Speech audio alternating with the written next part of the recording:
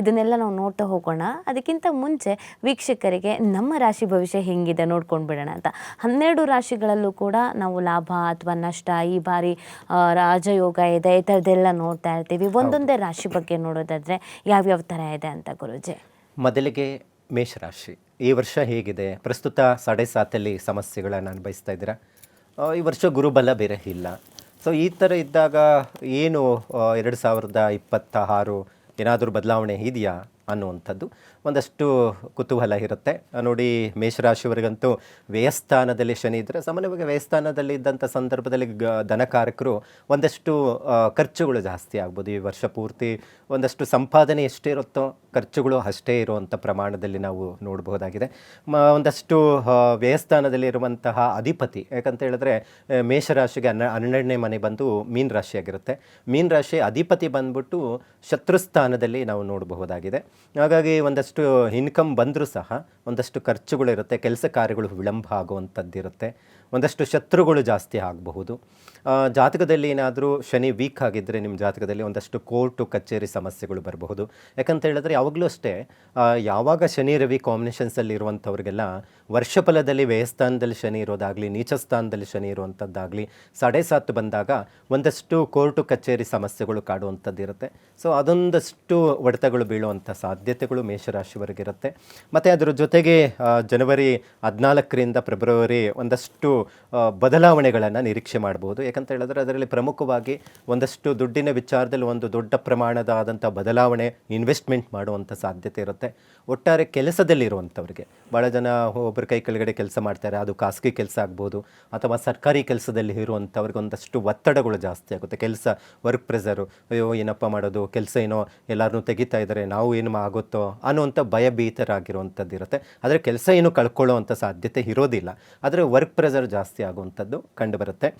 ಒಂದಷ್ಟು ಬದಲಾವಣೆ ಅಂತ ಬಂದಾಗ ಮಾರ್ಚ್ ತಿಂಗಳಲ್ಲಿ ಪಿತ್ರಾರ್ಜಿತ ಆಸ್ತಿ ವಿಚಾರಕ್ಕೆ ಸಂಬಂಧಪಟ್ಟಂಥದ್ದು ಒಂದಷ್ಟು ಸಮಸ್ಯೆಗಳು ನಿವಾರಣೆ ಆಗಬಹುದು. ಯಾಕಂತ ಹೇಳಿದ್ರೆ ಯಾವಾಗಲೂ ಅಷ್ಟೇ ಶನಿ ಪ್ರಭಾವ ಇದ್ದಾಗಲೇ ನಾನು ಆವಾಗಲೇ ಹೇಳ್ತಾ ಇದ್ದೆ, ಒಂದಷ್ಟು ತೊಂದರೆಗಳು ಸಮಸ್ಯೆಗಳು ಬರುತ್ತೆ ಅನ್ನುವಂಥದ್ದು ಇರುತ್ತೆ.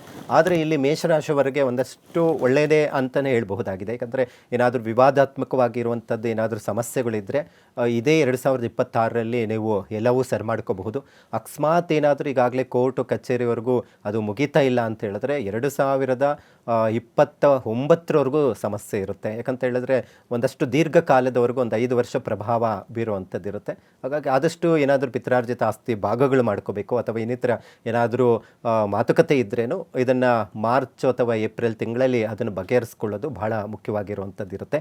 ಮತ್ತು ಜೂನ್ 2026ರಂದು ಒಂದಷ್ಟು ಬದಲಾವಣೆಗಳನ್ನು ನಾವು ನೋಡ್ಬೋದು. ಯಾಕಂದರೆ ಜೂನ್ 1ನೇ ತಾರೀಕಿಂದ ಗುರು ಬದಲಾವಣೆ ಬೇರೆ ಆಗ್ತಾ ಇರೋದ್ರಿಂದ ಈ ಮೇಷರಾಶಿಯವರಿಗೆ ಚತುರ್ಭಾವಕ್ಕೆ ಹೋಗುವಂಥದ್ದು ಇರುತ್ತೆ. ಈಗ 3ನೇ ಮನೆಯಲ್ಲಿರೋದ್ರಿಂದ ಭಾತೃಸ್ಥಾನ, ಅಣ್ಣ ತಮ್ಮಂದರ ನಡುವೆ ಒಂದಷ್ಟು ಡಿಸ್ಟರ್ಬೆನ್ಸು, ದುಡ್ಡಿನ ವ್ಯವಹಾರದಲ್ಲಿ ತೊಂದರೆಗಳು ಈ ಥರದ್ದು ಬಂದರೆ ಈ ಗುರು ಬದಲಾವಣೆಯಿಂದ 4ನೇ ಮನೆ ವಿದ್ಯಾಸ್ಥಾನ ಅಂತ ಹೇಳ್ತೀವಿ. ನೋಡಿ, ಯಾವಾಗಲೂ ಅಷ್ಟೇ 4ನೇ ಮನೆಯಲ್ಲಿ ವಿದ್ಯಾಸ್ಥಾನದಲ್ಲಿ ಗುರು ಇತ್ತು ಅಂತ ಹೇಳಿದ್ರೆ ವಿದ್ಯಾಭ್ಯಾಸದಲ್ಲಿ ಉತ್ತಮವಾದಂಥದ್ದು ಏಳಿಗೆ ಇರುತ್ತೆ. ಭಾಳ ಜನ ಹೈಯರ್ ಎಜುಕೇಷನ್ಗೋಸ್ಕರ ವಿದೇಶಕ್ಕೆ ಪ್ರಯತ್ನ ಮಾಡ್ತಾ ಇರ್ತಾರೆ, ಅದು ಅನುಕೂಲ ಆಗುವಂಥದ್ದು ಇರುತ್ತೆ. ಎಜುಕೇಷನ್ ಭಾಳ ಚೆನ್ನಾಗಿರುತ್ತೆ. ಇವತ್ತೆಲ್ಲ ನಾನು ಹೇಳಿದ ರೀತಿಯಲ್ಲಿ ನೋಡಿ 2025ರಲ್ಲಿ ಮಕ್ಕಳ ಎಜುಕೇಷನ್ ವಿಚಾರ ಹೇಗಿರುತ್ತೆ ಅಂತ ನಾನು ಹಿಂದೆನೂ ಹೇಳಿದ್ದೆ. ಮಕ್ಕಳಲ್ಲಿ ಸೋಂಬೇರಿತನ ಜಾಸ್ತಿ ಆಗುತ್ತೆ, ಒಂದಷ್ಟು ಕೆಟ್ಟ ಹುಡುಗರ ಜೊತೆ ಸೇರಿ ಸಮಸ್ಯೆಗಳು ಮಾಡ್ಕೊಳ್ಳುವಂಥದ್ದು ಇರುತ್ತೆ.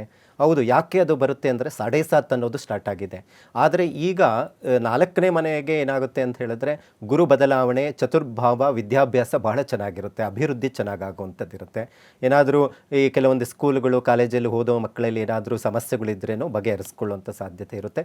ಒಟ್ಟಾರೆ 2026 ಅನ್ನೋದು ಮೇಷರಾಶಿಯವರಿಗೆ ವಿದ್ಯಾಭ್ಯಾಸದಲ್ಲಿ ಭಾಳ ಚೆನ್ನಾಗಿರುತ್ತೆ ಅಂತ ಹೇಳ್ಬಹುದು. ಒಂದಷ್ಟು ಖರ್ಚುಗಳು ಜಾಸ್ತಿ ಆಗುವಂಥದ್ದು ನಾವು ಕಾಣಬಹುದಾಗಿದೆ. ವಿವಾಹ ಶುಭ ಕಾರ್ಯಗಳು ಅನ್ನೋ ವಿಚಾರದಲ್ಲಿ ಏನಾದರೂ ಪ್ರಯತ್ನ ಮಾಡ್ತಾ ಇರೋವಂಥವ್ರಿಗೆ ಬೇಗ ಕೆಲಸ ಆಗೋದಿಲ್ಲ. ಯಾಕಂದರೆ ನಮಗೆ ಯಾವಾಗಲೂ ಗುರುಬಲ ಬೇಕಾಗುತ್ತೆ.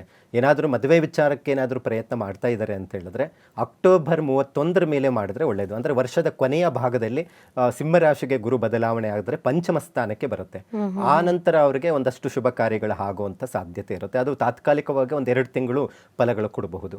ಆ ನಂತರ ಏನು ಅಷ್ಟು ಫಲಗಳು ಕೊಡೋದಿಲ್ಲ. ಒಟ್ಟಾರೆ ಮೇಷರಾಶಿಯವರಿಗೆ ಒಂದಷ್ಟು ಪ್ರಾಬ್ಲಮ್ಮೇ ಅಂತ ಹೇಳ್ಬೋದು.